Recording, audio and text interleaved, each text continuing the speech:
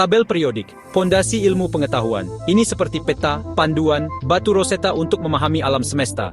Intinya, tabel ini mengatur semua unsur kimia yang kita kenal. Unsur-unsur disusun berdasarkan nomor atom. Itu adalah jumlah proton di inti atom. Struktur tabel ini adalah kuncinya. Unsur-unsur dalam kolom yang sama, yang disebut golongan, memiliki sifat yang mirip. Contohnya litium, natrium, kalium. Logam alkali ini sangat reaktif, bahkan meledak saat terkena air. Tabel periodik bukan hanya diagram. Ini bukti rasa ingin tahu manusia. Ini tentang pencarian kita untuk menguraikan bahan-bahan dasar alam semesta. Perjalanan menuju tabel periodik panjang dan berliku. Ahli kimia zaman dulu kesulitan mengklasifikasikan unsur-unsur. Mereka tahu beberapa unsur memiliki sifat yang mirip, tapi mereka tidak punya sistem yang menyatukan.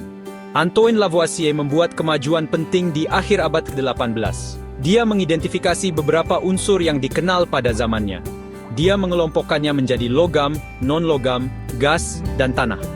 Ini adalah langkah penting menuju pengorganisasian. Kemudian muncul Johann de Brenner pada tahun 1820-an.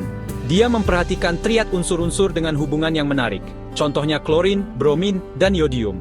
Berat atom bromin berada hampir tepat di antara klorin dan yodium. Ini mengisyaratkan hubungan yang lebih dalam di antara unsur-unsur.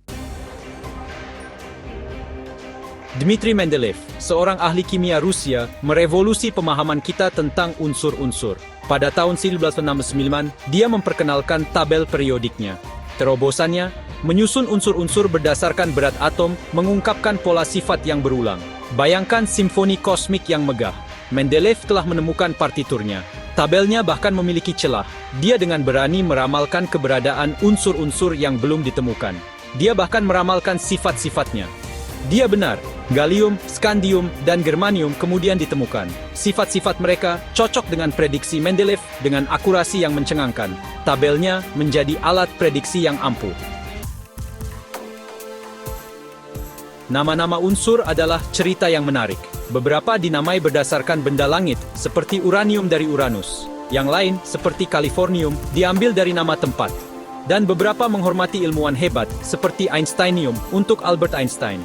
Contohnya, helium. Pertama kali ditemukan bukan di bumi, tetapi di matahari. Namanya berasal dari kata Yunani helios, yang berarti matahari. Nama setiap unsur menceritakan sebuah kisah, menjalin sejarah, mitologi, dan penemuan ilmiah menjadi permadani yang kaya.